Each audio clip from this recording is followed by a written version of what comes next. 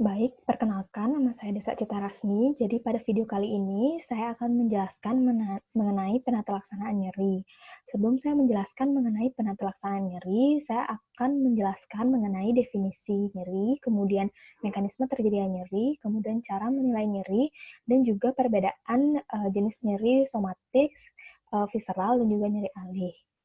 Jadi berdasarkan International Association of the Study of Pain, jadi nyeri didefinisikan sebagai bentuk pengalaman sensorik dan emosional yang tidak menyenangkan yang berhubungan dengan adanya kerusakan jaringan atau ancaman kerusakan jaringan atau keadaan yang menggambarkan kerusakan jaringan tersebut.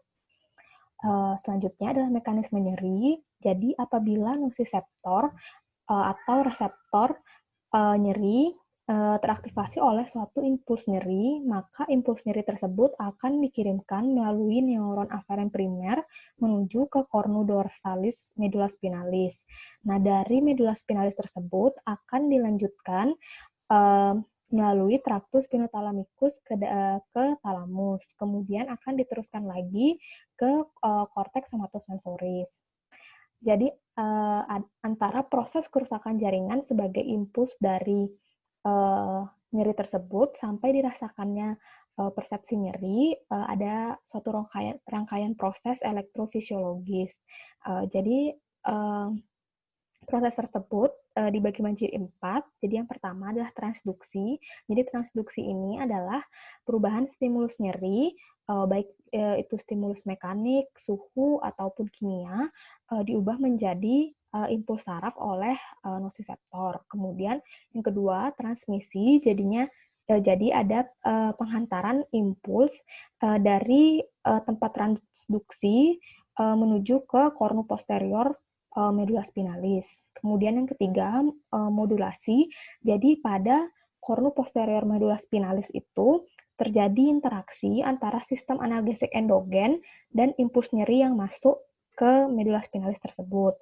Jadi yang termasuk dari sistem analgesi endogen adalah endorfin, kemudian serotonin, noradrenalin, di mana sistem analgesik endogen ini memiliki efek untuk menekan impuls nyeri.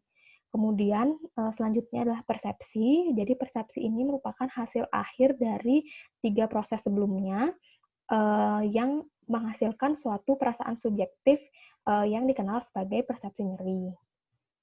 Selanjutnya, cara penilaian nyeri. Jadi untuk menilai nyeri itu ada dua jenis skala yang bisa digunakan. Yang pertama adalah skala unidimensional, dan yang kedua adalah skala multidimensional. Untuk skala unidimensional itu biasanya digunakan untuk mengevaluasi nyeri akut. Dan skala ini hanya dapat mengukur intensitas dari nyeri. Dan biasanya skala ini juga digunakan untuk mengevaluasi hasil pemberian analgesik. Jadi yang termasuk skala unidimensional ini adalah numerical rating scale, visual analog scale, dan Wong-Baker phase scale. Sedangkan untuk yang skala multidimensional, itu biasanya digunakan untuk penilaian nyeri-nyeri kronik. Kemudian skala ini dia selain dapat menilai intensitas nyeri, juga dapat menilai karakteristik nyeri dan dampaknya terhadap aspek afektif dari sensori nyeri. Jadi saya akan bahas satu persatu. Jadi untuk numerical rating scale itu merupakan alat pengukuran verbal interval, alat pengukuran level interval yang digunakan secara verbal untuk menanyakan intensitas nyeri pada pasien. Jadi apabila tidak ada nyeri, maka diberikan angka 0, sedangkan nyeri terhebat yang tidak tertahankan lagi diberikan angka 10. Jadi nanti pasien diminta untuk menentukan derajat nyeri dalam cakupan antara 0 sampai 10. Kemudian untuk mempermudah penilaian nyeri ini, untuk NRS biasanya pasien disodorkan gambar seperti yang terlihat pada PowerPoint. Jadi disodorkan gambar skala 0 sampai 10 ke pasien, kemudian pasien diminta untuk menunjukkan skala yang menunjukkan intensitas nyeri yang dirasakan. Kemudian untuk kelebihan dari NRS ini adalah skala ini merupakan skala yang sederhana, murah dan singkat apabila dikerjakan, kemudian mudah dipahami, konsisten dalam menilai nyeri, dan mudah dinilai dan dianalisa. Sedangkan kekurangannya adalah hanya satu dimensi untuk menilai intensitas saja, kemudian interpretasinya yang berbeda-beda. Selanjutnya adalah Visual Analog Scale atau VAS.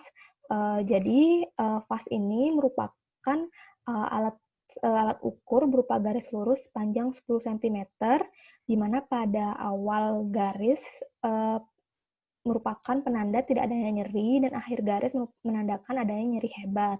Kemudian biasanya VAS ini digunakan pada pasien anak-anak usia lebih dari 7 tahun atau pasien dewasa. Jadi pasien nanti diminta untuk menandai garis titik yang menggambarkan intensitas nyeri yang dirasakan pasien. Untuk kelebihan dari VAS, yang pertama adalah sederhana, murah, dan singkat, kemudian tidak tergantung dari bahasa dan mudah dipahami, dan mudah dinilai dan dianalisa. Sedangkan untuk kekurangannya, sama seperti NRS tadi, merupakan skala satu dimensi, kemudian jarak antar skala tidak spesifik, dan memerlukan koordinasi visual dan motorik. Selanjutnya, Wong-Baker Phase Scale. Jadi, Wong-Baker Phase Scale ini merupakan skala yang digunakan dengan menunjukkan adanya 6 ekspresi yang berbeda. Jadi, 6 ekspresi yang berbeda ini menggambarkan intensitas nyeri dari yang tidak nyeri atau gambar senyum sampai nyeri hebat, yaitu gambar menangis. Biasanya digunakan pada anak usia lebih dari 3 tahun atau pada pasien dengan gangguan komunikasi, misalnya pasien tidak mengerti bahasa lokal setempat. Untuk kelebihan dari Wong-Baker Phase Scale ini adalah sederhana, cepat, dan mudah, dan lebih mudah dalam menilai nyeri pada anak dan pasien yang tidak bisa berhitung. Untuk kekurangannya adalah membingungkan antara batasan antar nyeri dan terbatas pada pasien dengan kelemahan otot wajah. Selanjutnya adalah McGill Pain Questionnaire. Jadi ini merupakan kuesioner multidimensional. Jadi McGill Pain Questionnaire ini terdiri dari beberapa hal yang kita evaluasi. Jadi yang pertama adalah lokasi nyeri, kemudian indeks nyeri atau PRI, kemudian pertanyaan-pertanyaan mengenai nyeri terdahulu dan lokasinya, dan indeks intensitas nyeri yang dialami saat ini. Jadi pada McGill Pain Questionnaire ini terdapat 78 kata sifat yang dibagi menjadi 20 kelompok, di mana kelompok pada nomor 1 sampai 10 itu menggambarkan kualitas sensori nyeri, misalnya waktu, lokasi, suhu. Kemudian untuk nomor 11 sampai 15 itu menggambarkan kualitas afektif nyeri, misalnya stres, takut, dan sifat-sifat otonom. Kemudian untuk nomor 16 adalah dimensi evaluasi, dan untuk nomor 17 sampai 20 merupakan keterangan lain-lain. Jadi untuk kelebihan dari McGill Pain Questionnaire ini adalah lebih valid, kemudian lebih spesifik dalam menggambarkan jenis, lokasi, kualitas, serta kuantitas dari nyeri. Kemudian bisa digunakan secara luas. Sedangkan kekurangannya adalah perlu pelatihan khusus, kemudian perlu kapasitas intelektual dan vokabuler yang cukup dari pasien. Kemudian biasanya kosakata yang digunakan tiap populasi berbeda sehingga sulit dilakukan evaluasi. Selanjutnya, ini juga merupakan skala multidimensional, yaitu Pain Diary, di mana Pain Diary ini merupakan catatan yang menggambarkan pengalaman pasien dan juga perilakunya. Jadi Pain Diary ini menggambarkan perjalanan nyeri dan penggambaran kapan pasien merasakan nyeri tersebut. Dan Pain Diary ini diisi mandiri oleh pasien, dan untuk anak-anak bisa dibantu. Untuk kelebihan dari Pain Diary ini adalah evaluasinya lebih rinci, kemudian dapat mengetahui pola nyeri, dapat mengetahui penanganan yang efektif dan lebih akurat dibanding hanya ingatan atau memori. Kekurangannya adalah karena Pain Diary ini dicatat sendiri oleh pasien, jadi sangat tergantung pada pencatatan penjelasan dari pasien apakah akurat atau tidak. Selanjutnya, jenis nyeri, nyeri somatik, nyeri visceral, dan nyeri alih. Jadi, saya akan menjelaskan tentang perbedaan dari ketiga nyeri tersebut. Nyeri somatik, jadi nyeri somatik ini timbul apabila adanya kerusakan jaringan atau adanya iskemik yang menyebabkan rangsangan pada reseptor superficial, misalnya reseptor pada kulit, otot, dan tulang. Kemudian untuk karakteristik nyerinya adalah nyeri terlokalisir dengan kualitas nyerinya adalah nyeri tajam dan tertusuk-tusuk. Dan nyerinya biasanya bertambah berat jika bagian yang cedera disentuh atau digerakkan. Contoh dari nyeri somatik ini adalah pada pasien fraktur. Selanjutnya, nyeri visceral. Jadi, nyeri visceral ini disebabkan oleh karena adanya rangsangan pada reseptor profunda yang berada di organ dalam. Rangsangan ini disebabkan oleh adanya peradangan organ, inflamasi, dan iskemik. Untuk karakteristik nyerinya, biasanya nyerinya tidak terlokalisir, dan nyerinya seperti diremas, kram, atau tertekan. Biasanya nyeri visceral ini disertai dengan nyeri tekan lokal dan juga nyeri alih. Contoh nyeri visceral adalah appendicitis.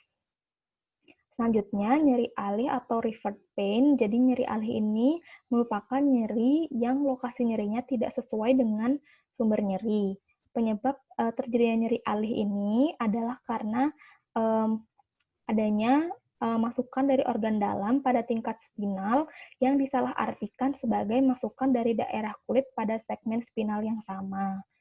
Jadi untuk nyeri alih ini, contohnya adalah pada pasien dengan infak miokard, biasanya tidak hanya pada bagian dada pasien mengalami nyeri, tetapi juga dapat menyebar ke leher, lengan, dan juga rahang.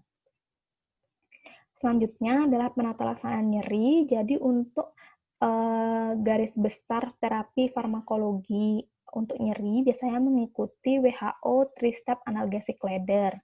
Jadi untuk yang pertama itu bisa digunakan non-opioid seperti contohnya acetaminophen, aspirin, dan NSAID.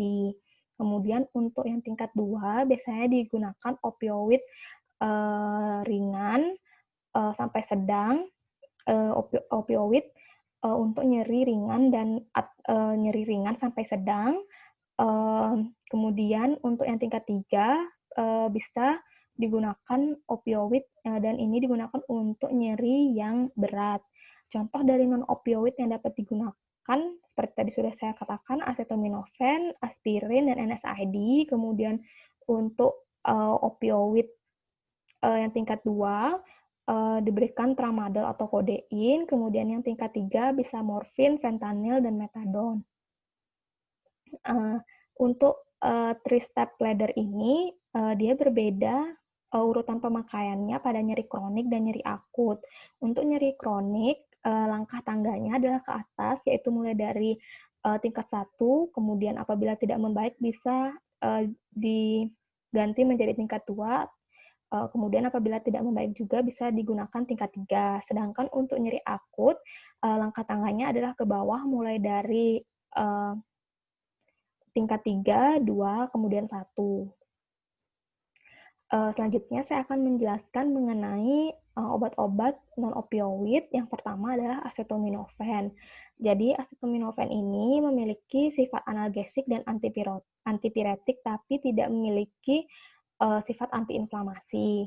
Kemudian acetaminophen atau yang sering kita kenal dengan paracetamol ini dapat diberikan ke semua pasien karena merupakan obat yang paling aman. Kemudian untuk dosisnya adalah 500 sampai 1000 mg tiap 4 sampai 6 jam. Dan metabolismenya sebagian besar di hati dan efek samping yang sering terjadi adalah hepatotoksik. Selanjutnya, masih dari golongan non-opioid, yaitu NSAID. Jadi NSAID ini bekerja dengan cara menginhibisi COX-1 dan COX-2 yang mengkonversi asam arachidonat menjadi prostaglandin dan tromboksan, di mana prostaglandin ini merupakan salah satu mediator nyeri dan juga inflamasi. Selanjutnya, jadi NSAID ini ada yang selektif, ada yang non-selektif. Untuk NSAID yang non-selektif itu menginhibisi COX-1 dan COX-2, dan pemakaian jangka panjangnya dapat menyebabkan iritasi lambung, gangguan ginjal, dan gangguan pembekuan darah. Contoh untuk NSAID yang non-selektif adalah ketorolac, diclofenac, dan ibuprofen. Sedangkan untuk yang selektif, NSAID ini hanya menginhibisi COX-2 dan dapat menimbulkan efek protrombotik yang dapat memicu serangan jantung dan stroke. Contohnya adalah celecoxib dan parecosib. Selanjutnya, opioid. Jadi, opioid ini merupakan analgesik terkuat dan umum digunakan setelah pembedahan, kemudian untuk pasien kanker dan pasien luka bakar. Untuk efek samping dari opioid ini adalah sedasi, konstipasi, mual, dan ketergantungan. Nah, opioid ini dibagi menjadi opioid lemah dan opioid kuat. Untuk opioid lemah contoh obatnya adalah kodein, tramadol. Kemudian untuk opioid kuat, contoh obatnya adalah morfin, petidin, dan fentanyl. Kemudian seperti yang terlihat tadi pada gambar WHO 3-step analgesic ladder itu, pada setiap langkahnya itu, apabila dianggap perlu, maka bisa ditambahkan adjuvan atau obat pembantu, di mana adjuvan ini merupakan obat tambahan yang diberikan sebagai tambahan dari pengobatan utama atau primer. Biasanya pemberian adjuvan ini dapat bermanfaat dalam penanggulangan nyeri, khususnya untuk meningkatkan efektivitas dari analgesik yang telah diberikan. Jadi contoh dari adjuvan adalah kortikosteroid, antikonvulsan, antidepresan, neuroleptik, dan psikostimulan. Baik, sekian materi mengenai penata laksanaan dari nyeri. Semoga dapat membantu. Terima kasih.